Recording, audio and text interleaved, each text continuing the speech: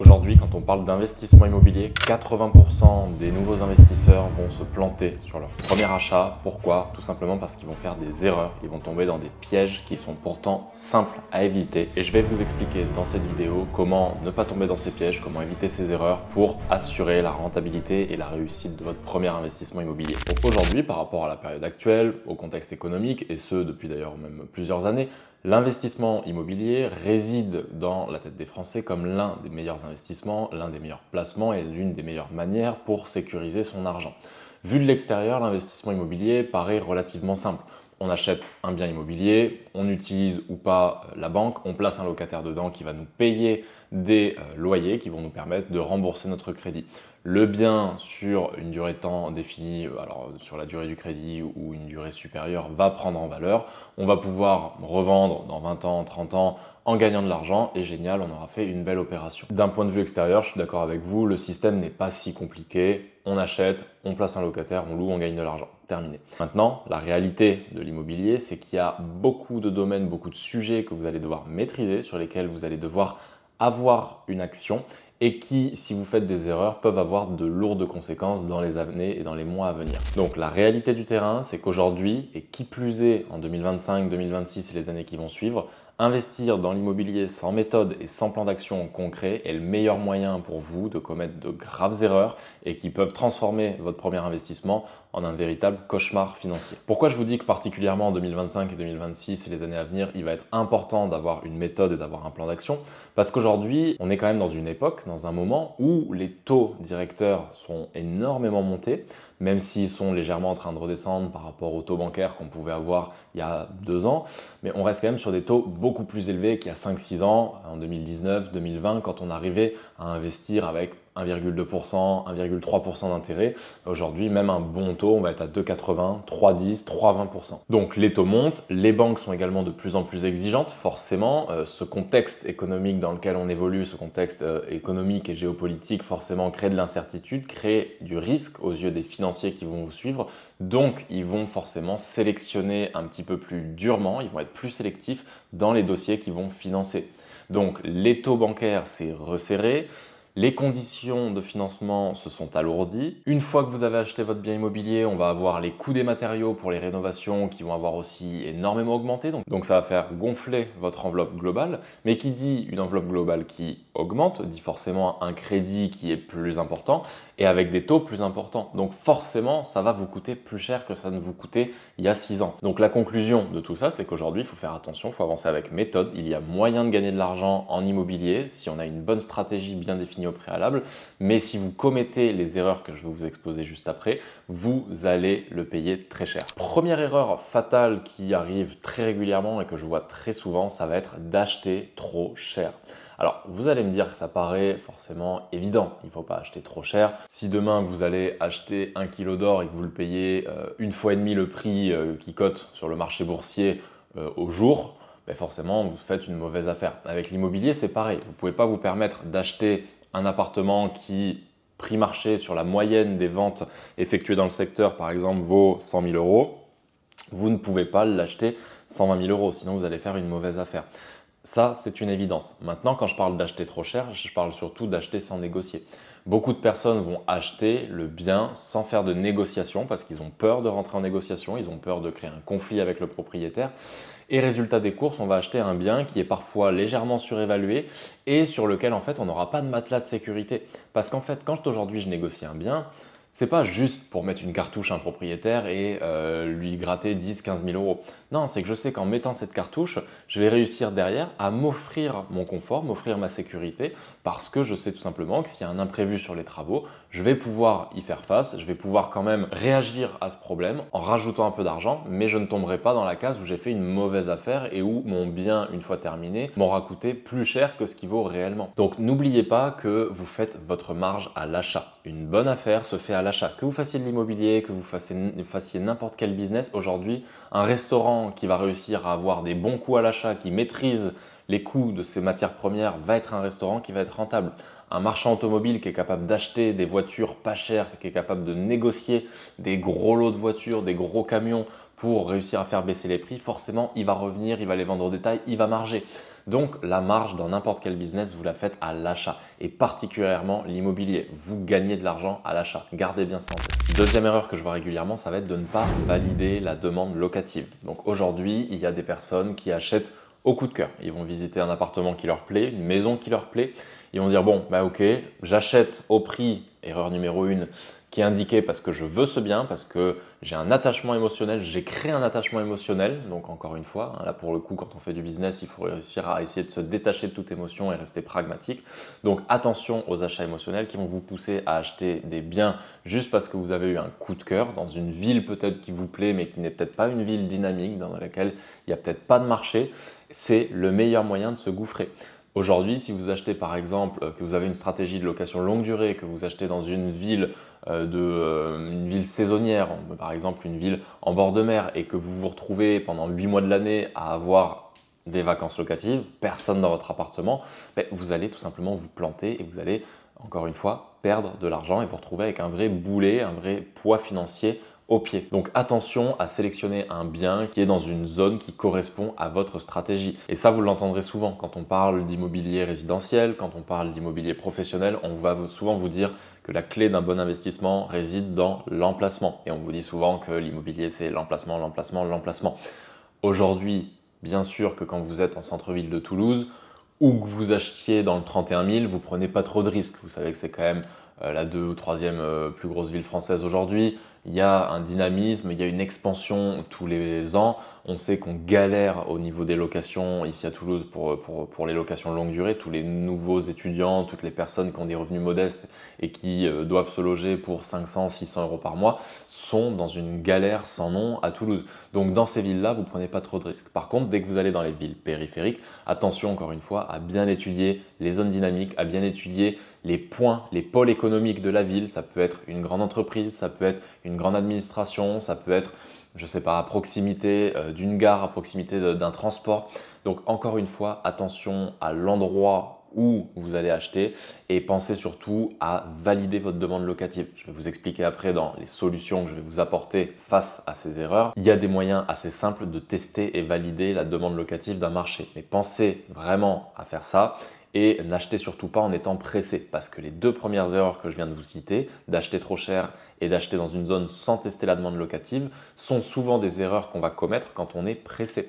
Et aujourd'hui, moi je sais que je taquine un de mes meilleurs potes qui est en train d'acheter son premier appartement et qui, juste parce qu'en fait ça le saoule et qu'il a envie d'avancer et qu'il est pressé, finalement vient d'accepter le prix auquel était affiché l'appartement lorsqu'il l'a visité. Et moi je lui ai dit, rien que par ego, tu ne devrais pas y aller tant que tu n'as pas réussi à négocier. Si tu ne négocies pas aujourd'hui, tu ne dois pas acheter un bien immobilier. Et là, il va le faire tout simplement. Alors, on ne parle pas de grosses sommes, ça se joue à 5 000 – 6 000 euros, mais il va quand même acheter au prix du marché, après travaux, etc. Alors, il n'aura pas acheté trop cher, mais il aura quand même, à mon goût, pas acheté suffisamment en dessous du marché pour être rentable. Troisième erreur, et qui est la pire, ça va être de mal anticiper les coûts cachés. Alors qu'est-ce que j'appelle coûts cachés? Aujourd'hui, comme je vous l'ai dit dans l'introduction, le coût des travaux a augmenté. Donc forcément, le moindre imprévu sur les travaux va se répercuter et aura plus d'impact sur la rentabilité de votre investissement. Donc aujourd'hui, il est très important quand vous achetez votre bien immobilier, que ce soit votre premier investissement ou votre 15e, de toujours bien évaluer le coût des travaux. C'est une première chose, c'est un premier élément, mais qui peut vraiment vous mettre dedans. Moi-même, personnellement, il y a des choses où, par manque d'expérience, pas par flemme, parce que ça, j'ai jamais, on va dire, passé rapidement le coup de balai sur mes travaux en me disant ouais, c'est pas grave, ça va le faire, il y a à peu près tant de travaux. Non, j'ai toujours fait l'effort de chiffrer mes travaux le plus précisément possible, mais je me suis retrouvé des fois face à des gros imprévus qui m'ont coûté cher, notamment sur une surélévation d'immeuble que je fais en centre-ville de Toulouse, où ça m'a mis en difficulté. Donc attention à bien estimer vos coûts de travaux pour essayer de minimiser le plus possible les excédents de travaux, les dépassements d'enveloppe travaux. Et également, attention à anticiper tous les frais dont l'agent immobilier ne va peut-être pas vous parler. Aujourd'hui, sur un bien immobilier, quand vous en achetez un, vous avez une taxe foncière annuelle que vous allez devoir payer. Donc, c'est une redevance que vous payez à votre municipalité pour avoir le droit d'utiliser ces sols, entre guillemets. Vous allez avoir également tout ce qui est charges de copropriété, tous les petits frais cachés comme les assurances PNO, propriétaires non occupants, comme les frais comptables si vous êtes en LMNP, que vous passez par un expert comptable pour votre déclaration, comme l'électricité si vous faites du Airbnb, c'est vous qui allez payer ce contrat, etc. Donc attention parce que quand vous allez en visite et que vous êtes débutant, l'agent immobilier va souvent vous parler de rentabilité brute. Il va vous dire, bon bah voilà, le bien coûte 100 000 euros, vous allez pouvoir louer 700 euros par mois, vous avez une rentabilité à X% et forcément en rentabilité brute c'est toujours assez sexy. Mais imaginez, on loue 600 euros par mois un appartement qu'on a acheté 100 000 euros, bah, c'est sûr que l'agent immobilier va vous dire 600 euros x 12, on va être sur 6 000 sur 7 200 euros annuels. Bon, bah, si on a acheté 100 000, ça fait du 7,2% brut, c'est génial, on a fait un bon investissement. Sauf que déjà, la charge de crédit va être beaucoup plus élevée qu'avant parce qu'on achète avec des taux plus élevés. On va aussi avoir la taxe foncière qui généralement correspond à peu près à 100 euros à un mois de loyer. Donc là, 700 euros annuels. On va avoir les charges de copro sur un studio à 100 000 euros à Toulouse. On va au minimum être à 50 euros par mois. Plus les assurances PNO, pareil, pour un petit studio, on va être à 10 euros par mois. Et en fait, si on additionne tous ces frais, bah, là où on avait 600 euros de loyer et peut-être 550 ou 600 euros de mensualité, on se dit chouette, l'investissement s'autofinance, ça ne me coûte pas d'argent. Et si vous déduisez toutes les charges que je viens de vous énumérer, vous perdez de l'argent. Résultat des courses, vous avez un cash flow négatif, ça va vous amener du stress, de l'anxiété, ça va vous mettre en difficulté financière et peut-être même vous obliger à revendre. Mais si vous revendez parce que vous êtes en difficulté financière, vous allez forcément être pressé et un investisseur qui, lui, ne fera pas ses erreurs, ne tombera pas dans ces pièges, va vous ouvrir en deux sur la négociation. Donc maintenant, j'aimerais revenir un petit peu sur les solutions, sur ce que vous devez mettre en place pour éviter de tomber dans les erreurs que je vous ai présentées juste avant. Vous l'avez compris, premier point important, ça va être de négocier son bien. Aujourd'hui, je n'achète aucun bien immobilier sans négociation. Et quand je vous parle de négociation, je ne vous parle pas de faire sauter 2000 euros sur un prix à 100 000 euros. Je négocie aujourd'hui au minimum à moins 30% par rapport au prix affiché. Et il faut encore que le prix affiché au départ soit un prix correct. Aujourd'hui, je le dis souvent, je ne passe que très peu d'offres, en moyenne 2% sur 2024. J'ai fait 98 visites et j'ai signé que 2 produits. Donc ça fait quand même beaucoup de visites, beaucoup d'offres. Parce que oui, j'ai fait des offres sur toutes mes visites parce que je présélectionne déjà ce que je vais visiter et que quand des agents immobiliers m'appellent pour me proposer des trucs, je filtre aussi un petit peu ce qu'ils me proposent et je vais voir que ce qui peut être intéressant. Donc forcément, j'ai un gros taux de déchets, mais les offres qui passent sont des offres où j'ai fait une très bonne affaire, où j'ai gagné peut-être moins 40, moins 30% sur le prix indiqué. Et en fait, en faisant ça, vous vous assurez d'avoir un investissement rentable que même si demain vous devez le revendre pour X ou Y raison, vous pouvez le revendre rapidement, vous n'aurez pas perdu d'argent, vous en aurez même gagné certainement un petit peu, tout simplement parce que vous avez réussi à vous créer ce matelas de sécurité, cette zone de confort autour de votre investissement parce que vous avez négocié. Donc n'oubliez pas, pour faire une bonne négociation, il faut être prêt à la perdre et donc pour être prêt à perdre une négociation, il ne faut pas être pressé. Donc attention à ne pas mettre la charrue avant les bœufs, restez pragmatique, faites votre Excel, faites vos prévisionnels pour voir si vous êtes rentable, incluez les frais cachés dont je vous ai parlé, taxes foncières, assurance PNO, poussez-les même un petit peu plus haut que ce que ce sera réellement pour avoir le scénario le plus négatif possible, voir si vous êtes rentable. Et si vous êtes toujours rentable sur un scénario pessimiste, alors là, vous pouvez y aller parce que vous savez qu'il y a des chances que la rentabilité soit un petit peu supérieure à ce que vous avez prévu et dans tous les cas, vous aurez sécurisé votre investissement grâce au bon achat. Deuxième point, quand je parle de tester la demande locative, vous pouvez mettre en place, avant même d'avoir acheté votre bien immobilier, une fausse annonce de location en longue durée sur Le Bon Coin par exemple. C'est ce que j'ai fait dernièrement pour un appartement, un tout petit studio que j'ai racheté qui fait 13 mètres carrés et où je me suis dit combien je peux louer ça? Est-ce que 13 mètres carrés à Toulouse ça se loue vraiment? Alors je me pose la question parce que je sais qu'à Paris ça se loue, mais personnellement je sais qu'aujourd'hui je ne pourrais plus habiter dans un appartement de 13 mètres carrés. Donc moi je suis tellement pas la cible de ce genre de produit, je me verrais tellement pas louer ça que je me suis posé la question de est-ce que j'arriverai à louer? J'ai tout simplement pris les photos d'un studio parisien qui faisait 13 mètres carrés, j'ai mis une annonce avec une rapide description et le résultat c'est que j'ai eu 63 demandes en une matinée de publication. Je me souviens avoir mis cette annonce un lundi à 8h30 et l'avoir coupée à midi parce que j'avais eu beaucoup trop de messages. Le téléphone avait sonné toute la matinée. J'avais carrément des personnes qui me disaient est-ce que je peux venir visiter cet après-midi? Est-ce que je peux vous envoyer le dossier? Je veux l'appartement, j'ai même pas besoin de visiter, je suis en galère, je suis à TBS à côté. Alors l'appart est bien placé, il est à côté d'une grande école, mais je vous dis, bon, quand vous êtes dans des grandes villes, quelle que soit la situation géographique du bien, ça va le faire. Et 13 mètres carrés, je l'avais lancé à 550 euros par mois, charge comprise. Donc c'est quand même un gros loyer par rapport à la surface. et c'est un bien que j'ai réussi à signer à 35 000 euros. Donc là, ça m'a permis de tester ma demande locative, d'être serein et de pouvoir avancer. Même si ma stratégie n'est pas de faire de la location longue durée. Je sais que si demain la location courte durée s'arrête, je peux repasser tous mes biens immobiliers en location longue durée, je ne perds pas d'argent. Ça aussi, c'est mon filet de sécurité que je me mets. Et pour réussir à ne pas perdre d'argent en location longue durée, ça nécessite souvent, solution numéro 1, d'acheter moins cher pour réduire l'enveloppe globale, réduire le crédit, réduire ses charges et réussir à tomber sur une balance neutre, sur un équilibre, un autofinancement en location longue durée. Donc tester avec des fausses annonces sur un site comme Le Bon Coin, ça peut être une méthode qui fonctionne. Et je vous recommande aussi de choisir un secteur où en général votre location partira en moins de 10 jours.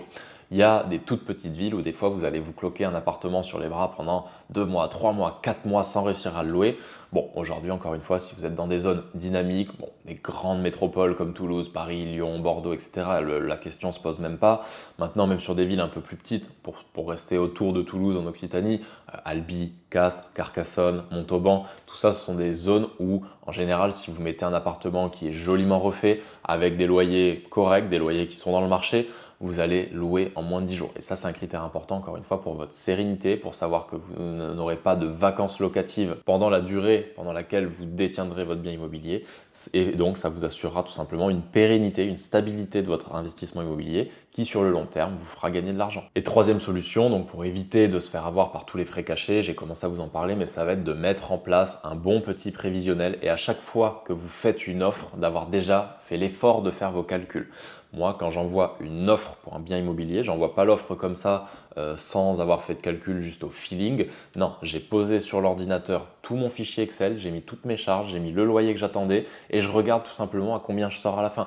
Si je suis en négatif, ça ne me va pas. Si je suis en positif, ok, je me dis que ça va. Et aujourd'hui, tout simplement, pour savoir à combien je vais faire une offre, quand je suis dans Toulouse Centre par exemple, je vais regarder le bas de mon bilan, le bas de mon prévisionnel, voir quand est-ce que je suis à zéro, que je ne gagne pas d'argent mais que j'en perds pas, avec un loyer en longue durée. Et donc, ça va me donner le prix auquel je vais devoir acheter. Attention, il y a des stratégies quand vous êtes dans des secteurs différents qui peuvent être différentes. Aujourd'hui, dans Toulouse Centre, acheter un bien qui vous fait gagner de l'argent en location longue durée, c'est quasiment mission impossible. Par contre, dans des villes périphériques, il y a des villes qui sont des villes à cash flow, vous allez pouvoir gagner beaucoup plus d'argent à l'exploitation et même en location longue durée. Là, ce calcul est encore plus important à faire, mais votre niveau référence, votre base, votre objectif, ça ne doit pas être zéro à l'autofinancement, mais ça doit être un cash flow positif. Encore une fois, c'est là où je peux vous aider après à définir votre stratégie, en fonction de votre marché, réussir à définir vos KPIs, les Keys Performance Indicators, donc les indicateurs de clés de performance qui vont vous permettre de suivre et d'estimer la rentabilité et la performance de votre investissement. Mais pour le coup, encore une fois, il faut vraiment se poser et faire l'effort de faire tous les calculs, de faire son prévisionnel avant de faire une offre. Un prévisionnel bien fait, c'est une offre maîtrisée à un prix qui ne sort pas de votre chapeau et qui vous permettra aussi de le justifier auprès du propriétaire en disant non, moi c'est comme ça que j'ai calculé et avec ces calculs, on arrive à ce prix-là. Donc c'est une approche pragmatique que le propriétaire ne pourra pas réfuter. Je ne vous dis pas que ça passera à chaque fois, mais moi c'est également quelque chose qui m'a permis d'appuyer mes négos, qui me permet de ne pas arriver en disant tiens, ton bien, je m'en fous, c'est nul, je t'en donne tant.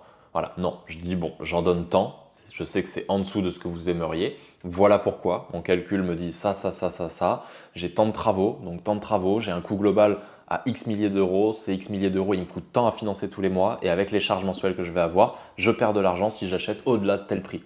Voilà, point barre. Et si le propriétaire ne veut pas, il ne veut pas, mais en général, c'est une approche qu'il entend et que tous les bons investisseurs vont faire. Donc maintenant, si toi aussi tu veux éviter ces erreurs et éviter de tomber dans ces pièges et apprendre à faire un premier investissement rentable, j'ai mis en place une formation offerte d'un peu plus d'1 heure dans laquelle je vais vous exposer comment réaliser votre premier investissement, comment trouver un bien rentable, comment vous le faire financer et ensuite le plan d'action pour passer de 1 à 10 biens immobiliers dans les 3 prochaines années. Tu as le lien dans la description, c'est 100% offert et j'espère t'y voir rapidement parce que le contenu qui est dans cette vidéo, je te le dis, vraiment, c'est du lourd. Si tu as d'autres erreurs en tête que tu as pu faire ou que tu as constaté auprès d'autres investisseurs immobiliers, n'hésite pas à me le dire dans les commentaires. Je serais curieux de voir ce que tu as à me dire.